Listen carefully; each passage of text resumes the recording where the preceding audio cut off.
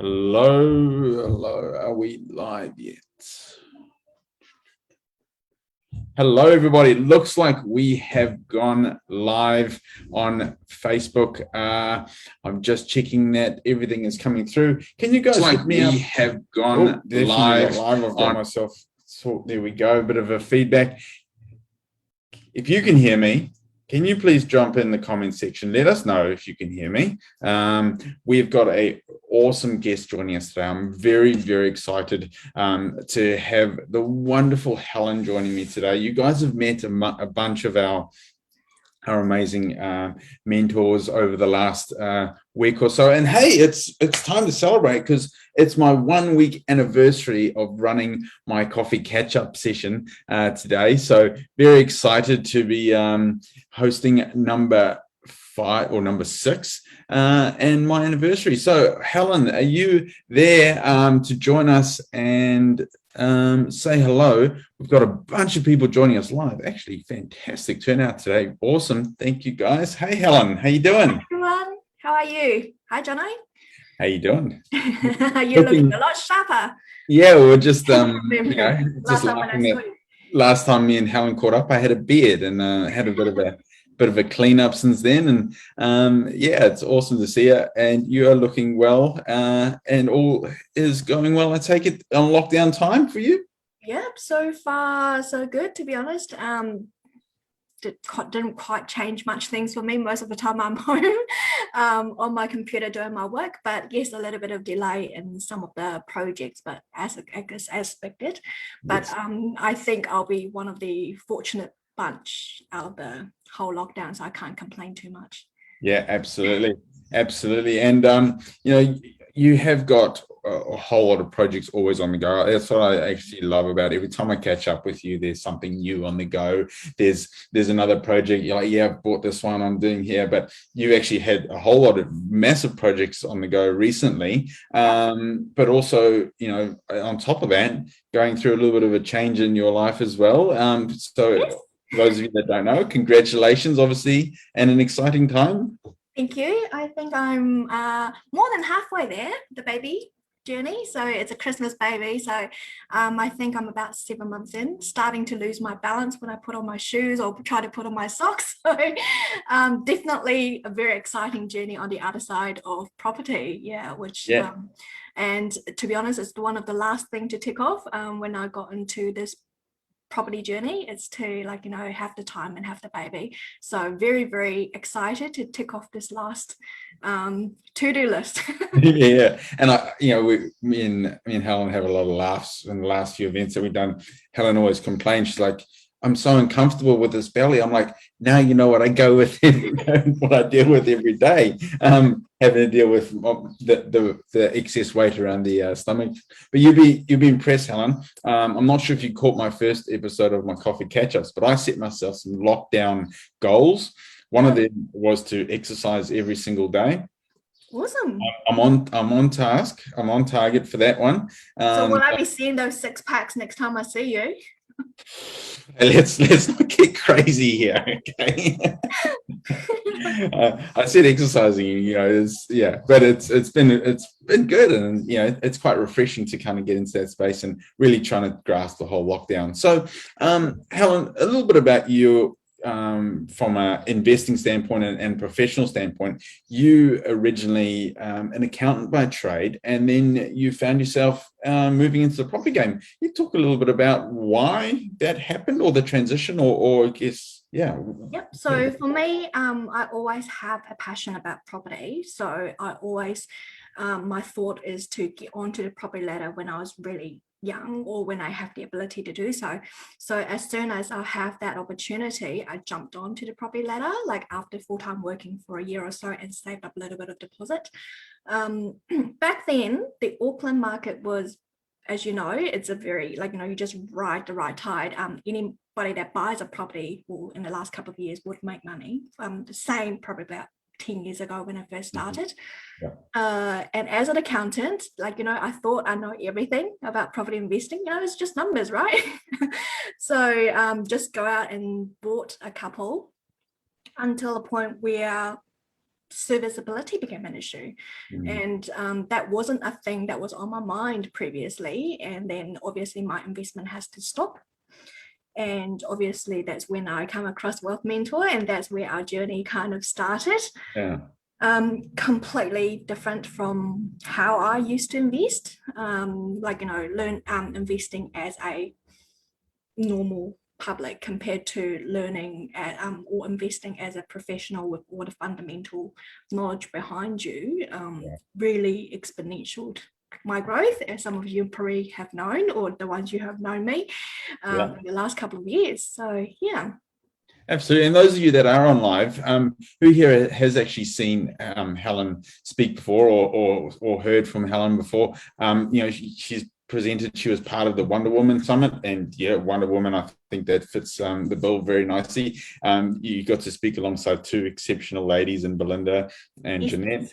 And the journey really has been impressive when we look at what you've done with your portfolio. But I think the thing that really stands out to me is how, as you've grown as an investor, you've explored all the strategies. I tried to. We're talking about everything here. You've gone from buying small buy and hold properties in Gisborne to the stage where you went on to then doing multi-income properties. You're talking boarding houses. You went and bought properties internationally. You've done it all, and really, what we're talking about, 3-4 years in that coming period? Up to 5 years anniversary since I first sat in a classroom to properly trained as in property. So the last 5 years definitely been a very wow journey for me. It's like, we learn all these different strategies, and I think the best way to learn them is just try them out yourself. And I like that. And I think you achieved, no matter how it is, like every single project that you do or every property that you buy, you'll learn something from it. And I think that's what really will build up your experiencing. Like my experience, my way of doing things is just go out and experience it. I mean, what's a better way to tell people my experience or teach people how to do property investing if I haven't done it myself? So I like going out and and every single project I learned something, achieved something. So that's what's kind of kept me going. Yeah. And do you think as well, like as an investor and as a 100%, I would put you as a professional property investor as well. Times are always changing. Laws are changing. Markets are moving. Different elements come into it, and you evolve with that. And being part of a group, I see that as with the Wealth Mentor team, a group of people that are evolving, and no matter what happens, if the government decides to bring in a new tax, and we'll talk a little bit about that soon with your accounting background, that you pivot your strategies and you work alongside it, and there's always a way that, with the knowledge behind you, you can make sure that you're getting ahead on it. Would that be a fair assumption? Yes, I think so. I think what makes me feel realize the importance of things is just have to get the fundamentals right, or have that fundamental education or knowledge behind you. So when all these new changes come about, you can pivot easily, because although there's a lot of changes around government rules, taxation rules, or what's happening in the market, especially in current ages, we don't know what happens tomorrow. It makes it a lot easier for you to pivot around your strategy if you know, or if you're strong with your fundamentals, because I think the fundamentals with property investing don't change. And it's been like that for ages. And as long as we still live in properties on the ground, not floating in the air, I think the fundamentals of property investing won't change drastically. So I think the main thing I like to focus on is make sure when I do every single deal, I still go back to my fundamentals. Yes, I'll pivot my strategies accordingly. Obviously, with different changes in time, your strategies will need to adapt to the market changes to make sure that you are on top of everything. Absolutely. So in terms of that, what would you say is your greatest achievement, or your favorite achievement, or something that really stands out for you in terms of your property investment journey, or your journey into financial freedom? I think it's really hard to pinpoint my greatest achievement. I would like to think my greatest achievement is yet to come. Yeah. Yeah, so that's probably how my attitude is towards property investing. My next one is always going to be a bigger achievement than what I have achieved in the past. Yeah. I make sure that every property I buy, I achieve something new. So I'm not just, yes, I'm repeating the same procedure, but I have to be achieving something more, like whether it's more efficient or I'm trying out some different strategies, or I'm combining two strategies to make something that work out really well. Yeah, so I don't have the greatest achievement, but I am progressing smaller steps in every single project to build up my achievement up to now.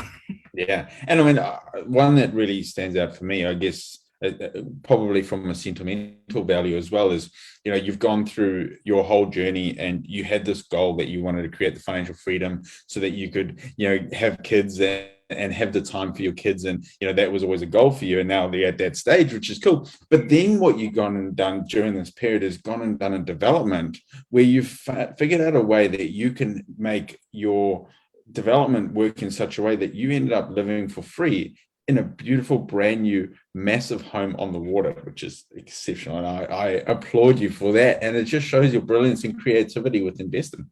Yes, so I think that's how, like, achieving, so, like, financial freedom, definitely one of the things we that ticked off, which is really, really happy. And then we ticked off and says, now I have the ability to have the time to be at home with my baby if I wanted to. And then every single project, I definitely add in the fact that I have to reward myself, like, just to make sure that I have achieved something physically, not just on paper. So you do remember, if you guys know, that I do drive a very nice car, and that's from one of the first development projects I did to mark that off. And then the next development project, like Jono said, it will be a house. If the whole deal comes through as what I have planned it and budgeted, then obviously I would have a couple of rental houses, new built rental houses that will be paying the mortgage for the house we live in. So pretty much, yes, a free, not free, but a kind of a house where I don't need to finance myself, brand new on the waterfront. Yes, quite a big space because I'm currently living in a place where I don't think the baby can run around too much. So yeah. Yes, so it's just factor into a lot of these personal touches to the investment journey to make sure it still excites you. Like, I probably from the first time I bought a property till now, it's probably about 10 years. So it's my passion. So I try to do something new every single day just to make sure that property investment is not just figures and numbers, but it's something that I really enjoy. And it always comes down to that personal touch. Absolutely. So we talked briefly about some of the changes that we've seen within tax in New Zealand, and I guess the target towards residential property investors, which is I believe unfair, because when you look at the crazy shortages, I had Paul on here last week. I know that he's a bit of a hero for all of us, Paul, and he was talking about some of the figures. They were actually 40,000 houses short, and that is growing by 20,000 houses every year for the next 10 years. Yeah. The shortage is quite exceptional. So anyway, got off topic there a little bit, but moving to the tax element, do you think in this situation where we've had the tax benefit to new builds, do you think that people need to completely pivot their strategy? I mean, one of the things that I've been saying recently is don't buy off the plan, create a plan. So does it fit within your plan? What's your take on people's portfolios and setting them up and ensuring that they're most tax efficient given the new elements? Yeah, so definitely a lot of changes in tax lately, as everyone knows. So the government is trying to portray the fact that new builds are more attractive for people, and basically that's just to help with the stock supply. But it really has to come down to you to see whether new builds are more appealing. Obviously, there are lots of factors that currently the government is incentivizing new builds, which do make it a lot more attractive than previously. Okay, you guys have to look at it like, you get lendings up to 80% on new builds. Your bright line stays at 5 years. Your interest deductibility. So a lot of these new factors that the government throw in that do make new build a lot, better. I won't say better than the existing houses, but like, more attractive compared to previously. So it can be a strategy where some of the investors now can start to think about to implementing into their portfolio. But I would still think like, no, it still takes take a step back and see whether it's the right strategy for you, depending on where you are in your investment journey. I would say it's probably not a best buy if this is the first house. Obviously, you will lock in a lot of deposits. You're not sure what's going to happen, especially off the plans. Not know what's going to happen to the market in a year or 2 years' time by the time your build is done. And obviously, your lending will depend on at that point when the build is finished. So a lot of these uncertainties will make it really hard for the very first time investors going into the market or try to build a portfolio quicker that way. You won't, because to me it takes a lot longer, because like, for the time you settle on the new property probably won't be until a year or two later.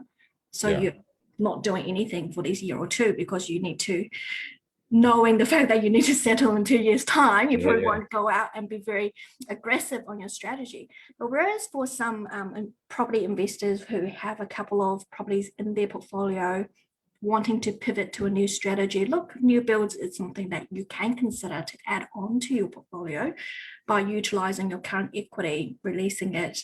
Deposit is less, 20%, 80% you can borrow it from the bank. So it can be a good fit strategy. Like I said, although I do, like I said, I don't like all these new government regulations coming out, and I do hate it every single day. I haven't been as neutral as possible, but it's always good to kind of run alongside with the government as well, just to make your life easier. Like, if the government is pushing for this particular direction, your life will be a lot easier if you just flow with it, if it works within your strategy, to kind of, rather than just going against the government and say, I hate the government, I don't know why you're doing this, rather than just see how you can benefit or utilize the advantages that the government is throwing at us.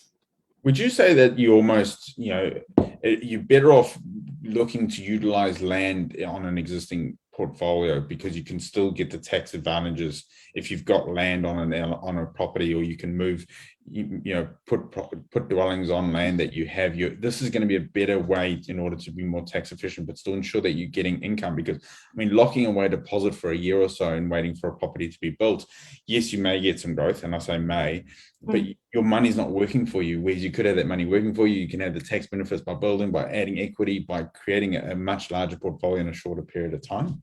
Oh, definitely. If you do have any existing lands on hand, it will be a very good time to utilize it, because obviously you don't need to fork out that money for the land, obviously, where that land prices nowadays is quite crazy everywhere around New Zealand. If you just buy a bare section of land, that will add to your cost or development cost. But so if you already do have some existing land, it's probably a good time to start utilizing those. Jono probably don't know, but I am starting to develop in Gisborne on the ones that I have existing lands on. So yeah. So it's not a strategy which is that I will look at a couple of years back when I first acquired those properties, because the calculation doesn't make sense, the build price doesn't make sense, the in value result doesn't make sense. But now I think the price has caught up to a point where it's worth considering. So, a strategy that doesn't work a couple of years ago doesn't mean it's not going to work now. So it's a constant revising on what strategy is the best fit, depending on the value and the market. Yeah. And this comes back down to keeping in touch with the network and the family within the Wealth Mentor, to make sure that you're continually growing. Jump on tonight. We've got a webinar for all our VIP clients with Kyron. Will be jumping in and talking about, and we know how much he's keen on futurism and what's next. So it's important to keep learning and keep growing. So in terms of that, for you, obviously, the next year, 6 months to a year, is going to be an interesting time. You've got a few projects to finish, but as well as that, you're going to have a little one. What's your envision for the next 6 months to a year, or even beyond that, for you as an investor and as an individual? I think that's the good thing about property investment. You don't really have to be very hands-on. So when they say, like, when I have the baby, like, a lot of people, like, they need to stop their work. They need to take maternity leave. Yes, I am taking maternity leave, but it's not necessarily mean that my property side has to stop. So that's one thing I like about property investing, when you have a good power team around you. So all my projects should be still running as per normal. My developments, before I think I was going to be a bit more hands-on, but now I just need to pivot a little bit just to have a property manager on site to make sure that everything runs smoothly. So I think I will be still going as per usual. Oh, so in terms of that, and taking that the next stage, this is a question that I've asked everybody that's come on the coffee catch up so far, and it's such an important question to us as a company in regards to who we are and what our values are, because you'll be aware that the tagline of Wealth Mentor has changed, and now it's all about making wealth accessible to all, and as part of that, the whole concept of wealth is so different to everybody. What does wealth actually mean for you? What does that term mean to you? Wealth for me, it's more like having the options. For me, it's having the ability to have options in life. So I think that's how I determine myself wealthy. It's whether I can choose what I wanted to do at a particular point in time without having much of an restrictions. I think previously a lot of restrictions comes down to one, money, which is financially. So a lot of people still have to go to work and trade their time for money. The other thing is time, right? So if you trade your time for money, obviously you don't have enough time. So some people are really wealthy in the normal public's eyes because they are, like, they've got millions of dollars, have a very high paid job, but it's not necessarily mean they have the time to spend with their family, or, like, they always come back and complain, I don't have the time to spend with family and stuff. So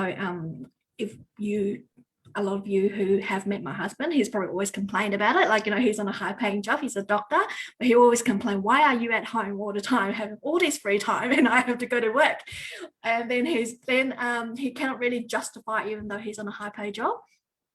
So for me, wealth is just having this flexibility of being able to prioritize what I want in life, and able to do that, I think is very powerful. So family is a big thing in my life. So it's very, very, I think I have achieved wealth, or I'm wealthy because now I can put them on the top of my list, like, how I planned for my baby, and previously, traveling when things were still allowed, with my dad, and able to provide him financial stability, like, for him having some time off so we can spend time together.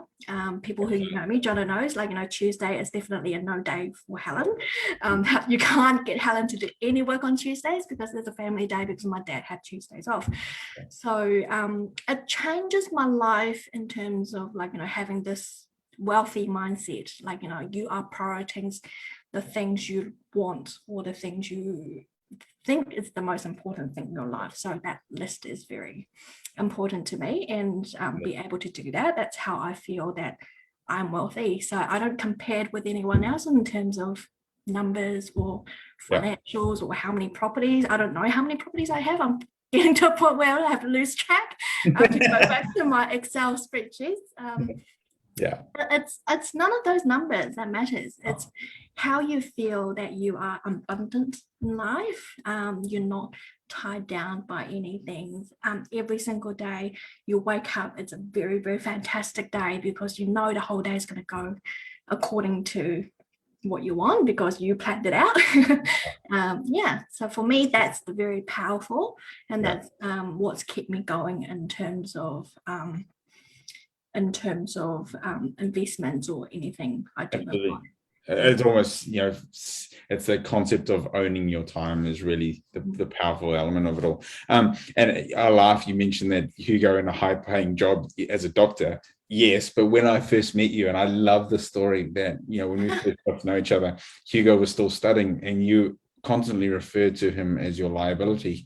Well, yes, when you married a student, when you have a partner that's a student and you're married to him, it kind of really hit you financially, not not physically out of your pocket, but when you go to the bank to lending, I'm pretty sure the bank put them on the liability side. So, so it really did help. But what I do like about it, it's also as part of this whole investment journey, it changed his mindset as well. So it kind of subtly changed the people around you. So previously he really wants to be like, you know, one of the top surgeons and going to be a specialist and earn very, very top dollars. But now he's like, okay, so maybe I can do something else. I'm interested in business, so I can probably become a GP. So he's not really focusing on the figures anymore, but focusing on, okay, as a GP, I probably can be a bit more flexible, so I can spend more time at home because now you can do that. Yeah, so I think it's about changing your own life, and it will kind of send out a message to the people around you. And that's what I think we're very focused on, like, you know, leaving that sort of legacy and teaching people not just theoretically, but showing them in life. And I think my husband definitely has changed over the last couple of years because of my influence. And I'm pretty sure my baby will be shaped differently to how I was shaped by my parents. So I think that's the sort of legacy that's important to me. That's brilliant. Thank you so much for sharing, Helen. It's always an absolute pleasure having a chat to you. You're such an inspiration to so many. I know that everybody that has caught you at one of our masterclasses or the Wonder Woman Summit or anything always appreciates your time and the effort that you put in and what you've achieved. Truly exceptional. So thank you so much. And well, we were supposed to be seeing you at the Developers Workshop in September. We're still hopeful that we're able to head down to that event. Otherwise, we've also got the Cashflow Masterclass coming up into September for those of you that will be joining us for that one. It's going to be amazing. So thank you so much, Helen. I'll give you 1 minute for parting words before we finish up the session. What's your last words for everybody that's going to have a listen? I think action, like, you know, take action or keep doing something. Like, you know, property investment is something that if you don't buy now, you'll regret it in 5 or 10 years time, because that's just how things work.